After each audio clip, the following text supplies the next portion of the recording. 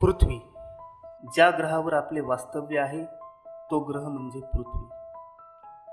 या ग्रहावर असंख्य प्राणी जगतात. या असंख्य प्राण्यांमधील सर्वात हुशार आणि बुद्धिमान प्राणी म्हणून मानवाला म्हणजेच आपल्याला गणले जाते. असं म्हणतात, मानवाची म्हणजे आपली उत्पत्ती माकड या प्राण्यापासून झाली. मानवाची आकलन क्षमता आणि त्याचे संवाद साधण्याचे तंत्र यामुळे मानवाची झपाट्याने प्रगती झाली. प्रगत झालेला माणूस समूहाने राहू लागला. या समूहातून संस्कृती उदयास आली. वाढत्या संख्येमुळे मानव गरजेच्या वस्तूंचे मूल्य ठरवू लागला, व्यापार करू लागला. मानव पृथ्वी तलावरचा पहिला प्राणी बनला जो स्वतःचे वर्चस्व स्थापन करण्याच्या शर्यतीत उतरला. त्यातून सुरुवात झाली राजकारभाराची.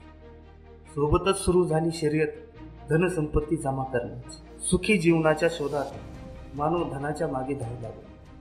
त्यातून लोभ वाढला, चोऱ्या, हत्या. त्यामुळे मानवाच्या जीवनात दुःख पसरले.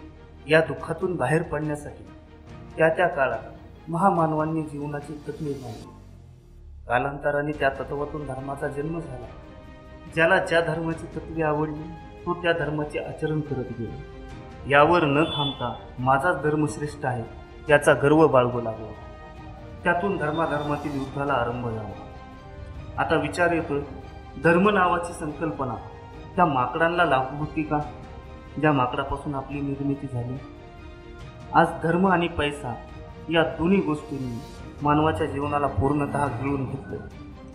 कुठं धर्माच्या नावावर दंगली घडतायत, तर कुठं पैशासाठी माणूस माणसाच्या जीवावर उठला. माणूस जन्म ही निसर्गाची देण आणि माणूस स्वतः निर्मित असलेल्या धर्म आणि पैशाच्या साम्राज्यावर घमंड करतो. माणूस विसरलाय त्याने निर्माण केलेल्या धर्माला, पैशाला आणि त्याला स्वतःला या ब्रह्मांडात कवडीची सुद्धा किंमत नाही. पाहायला गेलं तर या ब्रह्मांडाच्या तुलनेत मानव एक सूक्ष्म जीव आहे जो डोळ्यांना दिसणार नाही. आणि मानव इथे धर्माच्या आणि पैशाच्या विलंबीचा.